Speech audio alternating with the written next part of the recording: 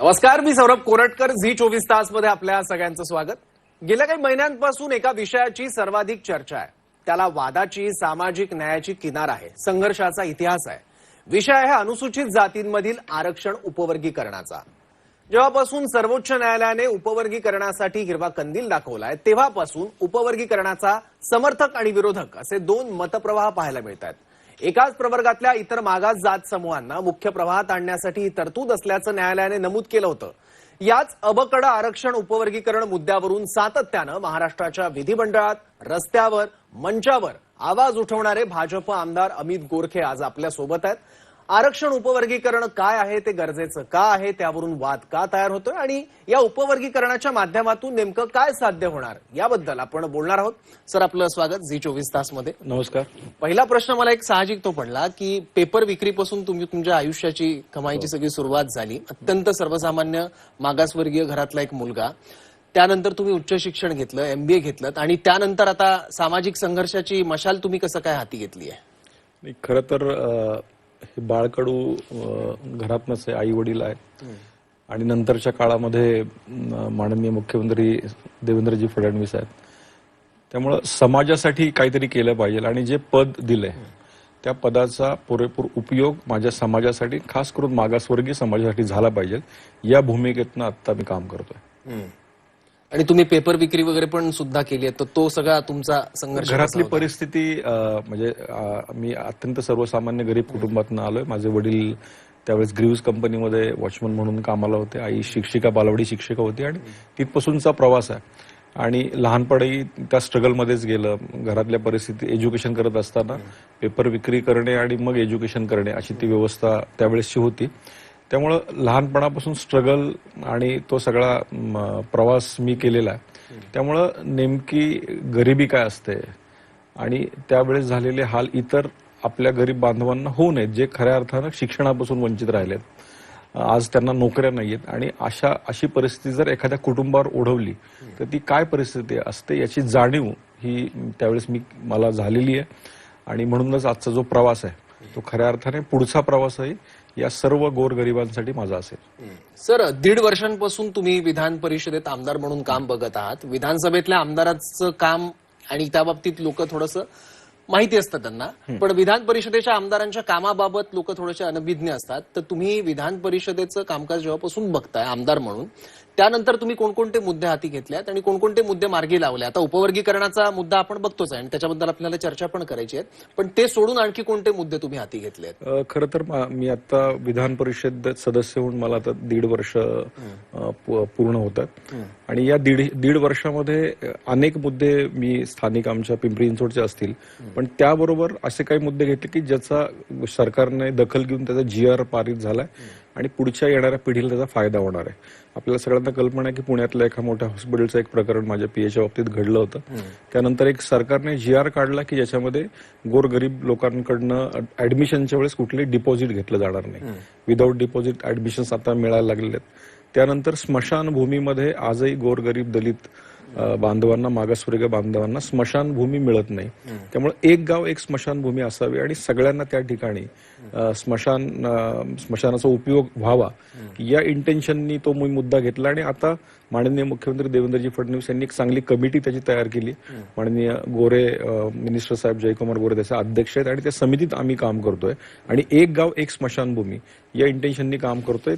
तो लक्षवेधी लावलेली त्याचाही GR आज परिपूर्णरित्या पार पडला आणि त्याच्यावर काम चालू आहे.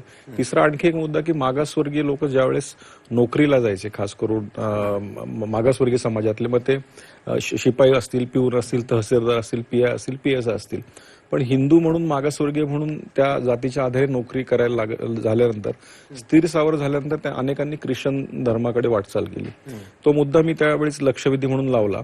आणि असा ज्यावेळेस एखादा व्यक्ती जो मागासवर्गीय म्हणून जॉईन झालाय पण नंतर त्यांनी धर्म परिवर्तन दिसतंय अशी काही कंप्लेंट केली तर त्याची ती नोकरी जाऊ शकते किंवा त्याला धर्मात परत यावं लागतं, अशी प्रोव्हिजन आपल्याला माहिती आताच तो ही म्हणजे धर्म बदलायचा आणि लाभ अनुसूचित जातीचा घ्यायचा.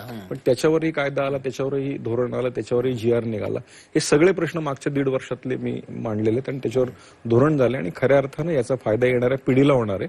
त्यामुळे या 1.5 वर्षातली सगळ्यात महत्वाची आणि मोठी उपलब्धी माझ्या दृष्टीने असं मला वाटतं. पण आता धर्मांतरितांचा मुद्दा तुम्ही सांगितला, तर तुम्ही त्याच्यात लक्ष घातल्यानंतर तुम्हाला काही बदल जाणवले, काही सुधारणा नाही, झाली? मला त्याच्यानंतर अनेक ठिकाणून कॉल आले की असे असे आमच्याकडे हे शिकतायत, नोकरी करतायत आणि ते या ठिकाणी पास्टर म्हणून काम करतायत किंवा धर्म बदललाय.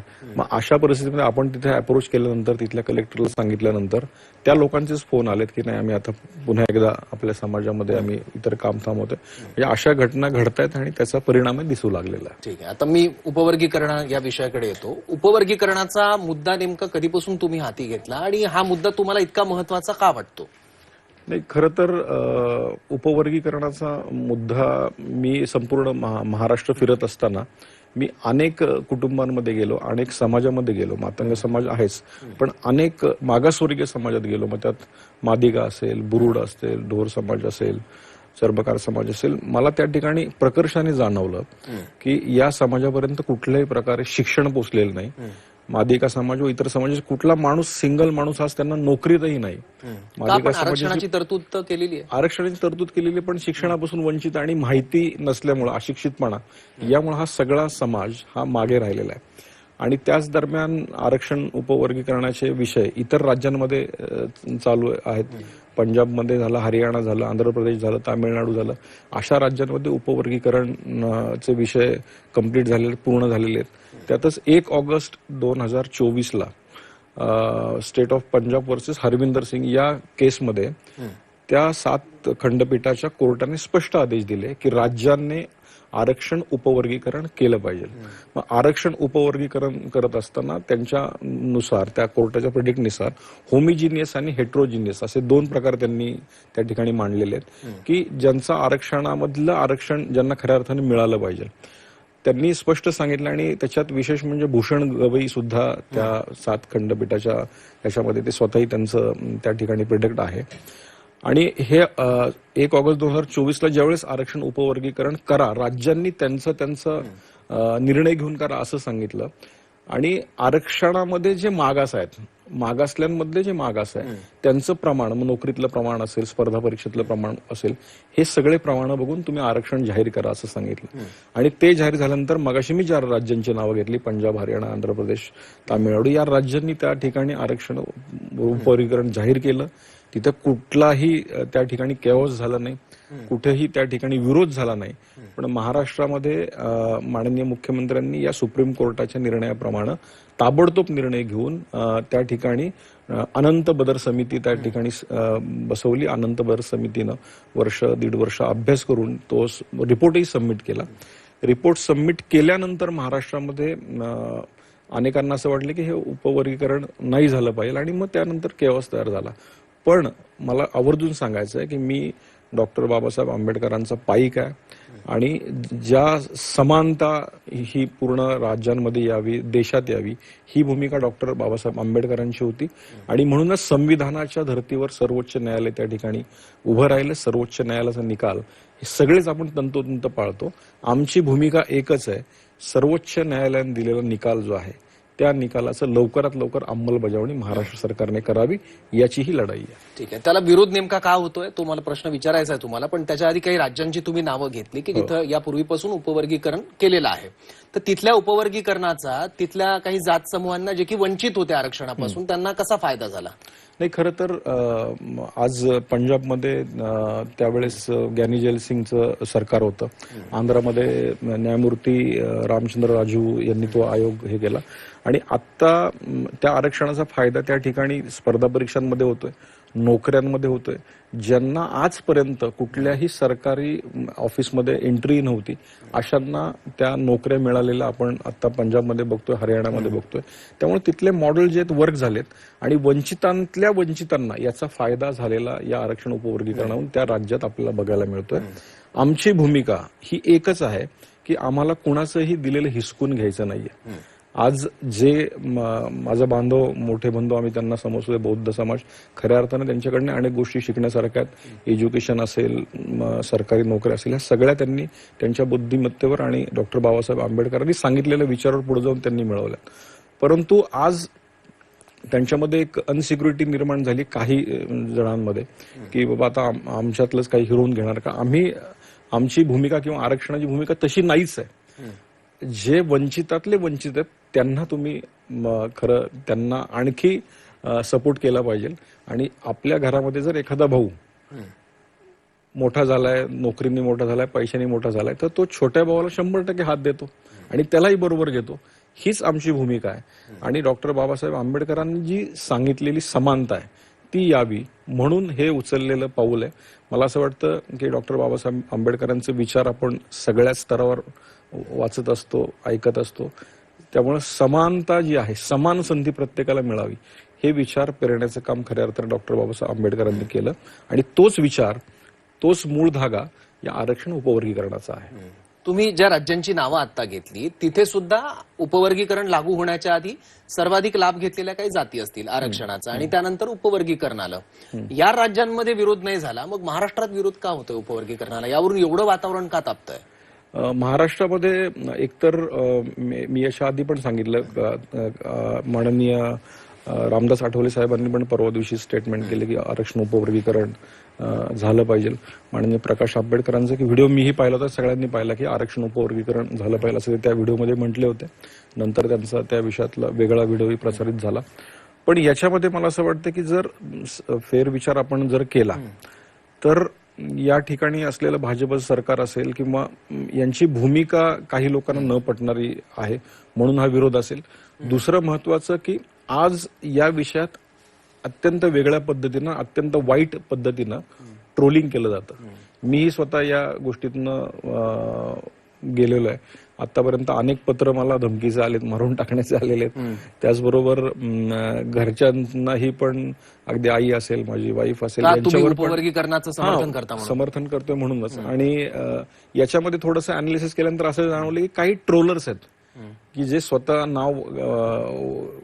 नाव यूज करायला घाबरतात, पण विविध फेसबुक विविध वेगवेगळे अकाउंट, जी अनामिक अकाउंट करून अशा प्रकारची ट्रोलिंग करतात आणि याच्यामुळे जास्त तिढा वाढतोय असं मला वाटतं. त्यामुळं या ठिकाणी महाराष्ट्रात विरोध होण्याचं कारण हेही असू शकतं की आज मला असं वाटतं की जे दोन समाजांमध्ये तिढा निर्माण झालाय त्यातल्या प्रमुख नेत्यांनी, प्रमुख कार्यकर्त्यांनी समोरासमोर बसून या गोष्टींवर चर्चा करून हा जो तिढा निर्माण झालाय तो संपुष्टात आणला पाहिजे. आणि यातलं नेमकं कारण जे आहे की ज्याच्यामुळे हा तिढा वाढतोय, मला असं वाटतं की आज मोठ्या लेवलचे नेते, अधिकारी आपण मुंबई पुण्यासारख्या ठिकाणी बसतोय, पण गाव खेड्यामध्ये गोरगरीब एखादा विद्यार्थी, त्यांनी जर अशा प्रकारे आरक्षणाला समर्थन केलं तर त्याच्यावर हल्ले पण होत आहेत. तर हे टाळण्यासाठी आपलं एकत्रित भाव, बंधुभाव दिसणं अत्यंत गरजेचं आहे आणि हे गैरसमजाची लढाई ही थांबणं अत्यंत गरजेचं आहे. पण असं का होतंय की इतके वर्ष खांद्याला खांदा लावून लढणारे उपवर्गीकरणाचा विषय आल्यानंतर एकमेकांना शत्रूच्या स्थानी बघत आहेत, एकमेकांविरोधात प्रक्षोभक वक्तव्य केली जात आहेत, दोन समाजांमध्ये, जातींमध्ये तेढ निर्माण केली जाते, हे का होतंय? मला असं वाटतं की याच्यामध्ये एकतर अनसिक्युरिटीचा भाग असू शकतो. मी मगाशी सांगितलं की आरक्षण उपवर्गीकरणामध्ये ज्या राज्यांमध्ये हे आरक्षण उपवर्गीकरण झालंय त्याच्यामध्ये ज्यांना ऑलरेडी आरक्षण मिळालंय त्यांना तोटा झालेला नाहीये आणि तो होणारही नाहीये. आरक्षणाच्या उपवर्गीकरणाच्या लढाईमध्ये जे मागासलेले आहेत त्यांना कोटा द्यावा आणि तेही मागासलेपणाच्या धर्तीवरच. या ठिकाणी अनेक जण म्हणतात की लोकसंख्येच्या प्रमाणात हे आरक्षण उपवर्गीकरण व्हावं, पण हे आरक्षण उपवर्गीकरण लोकसंख्येच्या प्रमाणावर न होता मागासलेपणाच्या प्रमाणावर व्हावं. आणि हा मागासलेपणा कसा बघायचा तर नोकऱ्यांमधल्या संधी असतील, स्पर्धा परीक्षांमधल्या संधी असतील. आज आपल्या महाराष्ट्रामध्ये MIDCचे भूखंड SC समाजाला मिळतात, पण किती लोकांना ते मिळालेत, कुणाला मिळालेत याची जर यादी आपण पाहिली त्यातही तुमच्या लक्षात येईल की अनेक आमचे बंधू असे आहेत. वाल्मिकी समाज या ठिकाणी मोठा आहे, मादिगा समाज या ठिकाणी मोठा आहे, ढोर समाज मोठा आहे, चर्मकार समाज मोठा आहे, बुरुड समाज आहे, मातंग समाज, असे अनेक समाजातले सुशिक्षित बेकार तरुण आहेत की आज या संधीचा फायदा घेऊ शकले नाही. त्यामुळे याद्वारे मी सगळ्यांना विनंती करणार आहे, ही लढाई आपली भावाभावांमधली आहे, हाणा मारायची लढाई नाही. येणाऱ्या काळात निर्णय जो आहे, सर्वोच्च न्यायालयाने दिलेला निर्णय महाराष्ट्र सरकार यापुढे अंमलात आणणार आहे. पण असा आणल्यानंतर आपण अशा पद्धतीनं एकमेकांमध्ये दरी निर्माण करणं हे अत्यंत खेददायी आहे.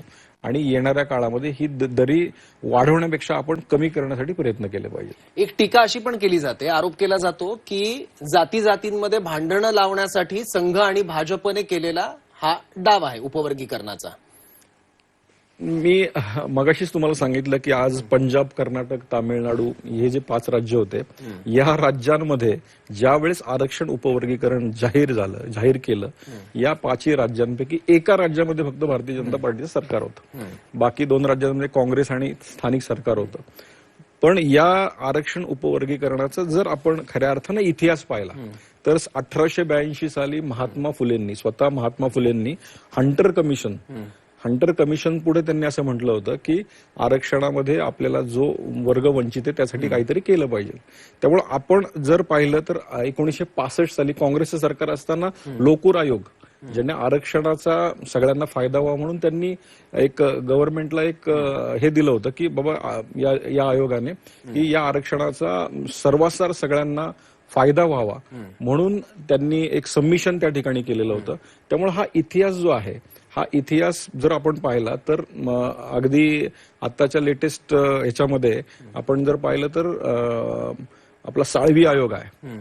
तर साळवी आयोग ज्यावेळेस पारित झाला त्यावेळेस हे काँग्रेस सरकार होतं. सुशील कुमार शिंदे त्यावेळेस मुख्यमंत्री होते आणि या साळवी आयोगामध्ये पण असं म्हटलेलं आहे की 5% आरक्षणाचं आपण उपवर्गीकरण केलं पाहिजे मातंग समाजासाठी. हे सगळे आरक्षणाचे ज्या ज्या वेळेस विषय आले त्या वेळेस इतिहास आहे, काँग्रेसचं सरकार आहे, इतर राज्यांमध्ये आरक्षण जे झालं त्याच्यामध्येही मॅक्झिमम त्या ठिकाणी आपण बघतोय की काँग्रेसच्या सरकारच्या काळापासून आलेला हा सगळा आरक्षणाचा हे आहे. त्यामुळं भाजप, RSS, मी राष्ट्रीय स्वयंसेवक संघाचा स्वयंसेवक आहे, मला अभिमान आहे. मी लहानपणापासून स्वयंसेवक म्हणून काम करतोय आणि आज त्या धर्तीवरच मी MBA पर्यंत शिक्षण गरीब असतानाही मी शिकू शकलो. त्यामुळं डॉक्टर बाबासाहेब आंबेडकरांनी दिलेली ही स्वायत्ता आहे आणि त्याच्यावर मी आज त्या ठिकाणी उभा आहे. त्यामुळं हा आरोप अत्यंत निराधार आहे. आज माननीय मुख्यमंत्री देवेंद्रजी फडणवीस यांनी आज सामाजिक सलोखा म्हणून अनेक गोष्टी केलेल्या आहेत. आज मी बघतोय की आज डॉक्टर बाबासाहेब आंबेडकरांचं स्मारक असेल, लवजींचं स्मारक असेल, इतर आपल्या सगळ्या जिल्ह्यांमध्ये अनेक गोष्टी विहाराच्या दृष्टीने या फडणवीस सरकारनं केलेल्या आहेत. आज फॉरेन स्कॉलरशिप सँक्शनिंग असेल, आज बार्टीला निधी देणं असेल, आरटीला निधी देणं असेल, वाल्मिकी समाजाच्या महामंडळाला निधी देणं असेल, हे सगळं भाजप सरकारनं केलं. ह्या चांगल्या गोष्टी आपण बोलून दाखवत नाहीत. पण ज्यावेळेस म्हटलं जाते की हा भाजपचा आणि संघाचा अजेंडा आहे, तर हा कुठल्याही पक्षाचा अजेंडा नाही, तर ही खऱ्या अर्थानं मागासवर्गीयांना उन्नती करण्याचा अजेंडा आहे आणि तो आम्ही शेवटपर्यंत नेणार आहोत. ठीक आहे. आणि भाजप आणि संघाची पूरक भूमिका आहे उपवर्गीकरणासाठी? आज लक्षात घ्या की भाजप आणि संघ आज जे काही देशहितासाठी, जे काही मागासवर्गीय कल्याणासाठी ज्या ज्या भूमिका ते बजावते ते अत्यंत रास्त आहे आणि अत्यंत प्रामाणिक आहेत. आज कुठल्याही गोष्टी घडल्यानंतर, आज भूकंप होऊ द्यात किंवा पुण्यामध्ये तो डोंगर कोसळल्यानंतर पहिल्या त्या ठिकाणी स्वयंसेवक दिसतो. त्यामुळे भूमिका संघाची आणि भारतीय जनता पार्टीची देशहिताची नेहमी ठरलेली आहे आणि लोकांचा फायदा होणाऱ्या भूमिका त्या घेत राहिलेल्या आहेत. त्यामुळे याच्यामध्ये सामाजिक एकीकरण, सामाजिक समता जर प्रस्थापित होणार असेल तर नक्कीच या भूमिकेचं भाजप असेल, राष्ट्रीय स्वयंसेवक संघ असेल, समर्थन करणारच आहे. उपवर्गीकरणाचं घोडं नेमकं अडलं कुठे? म्हणजे न्यायालय त्या बाबतीत वर्डिक्ट देतं, केंद्र सरकार त्याला पूरक भूमिका घेतं, राज्य सरकार पूरक भूमिका घेतं, तो उपवर्गीकरण लागू का होत नाही? तुम्हाला आंदोलन का करावं लागतं? दर अधिवेशनाला आम्ही बघतो की तुम्ही आंदोलन करता, रस्त्यावर उतरता. नाही, कारण कसं आहे की आज हे उपवर्गीकरण व्हावं,